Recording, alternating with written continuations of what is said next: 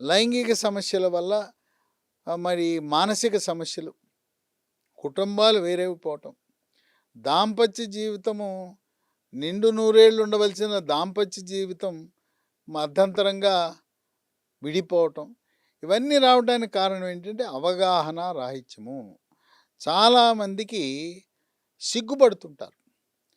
అట్లాగే కొంతమంది ఈ రోజున చాలా సంతోషించవలసిన విషయం ఏంటంటే, ఏదైనా లైంగిక సమస్య ఉంటే భర్తని భార్య అంటుంది, "ఏవండీ కొద్దిగా ఏదో మీకు సమస్య ఉన్నట్టుంది. డాక్టర్ దగ్గరికి వెళ్ళి రమ్మని పంపించేవాళ్ళు కొంతమందున్నారు." అవును. భార్య.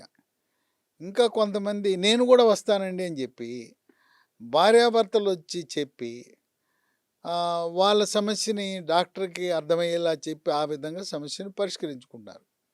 ఇంకా కొంతమంది అవివేకంతో పెళ్ళవగానే శోభనం రాత్రి. శోభనం రాత్రి అంటే ఆ టెన్షను వాటి వల్ల జరగవలసింది జరగదు. ఆ రోజు జరగదే అనుకోవాలి. అవును.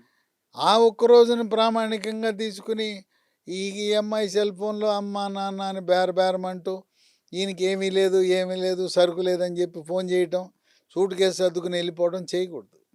ఏం చేయాలి అమ్మాయి? చదువుకున్న వాళ్ళే. ఇంజినీరింగ్ కోర్స్ చదువుకుని కూడా కనీస ప్రాథమిక అవగాహన కూడా లేదు.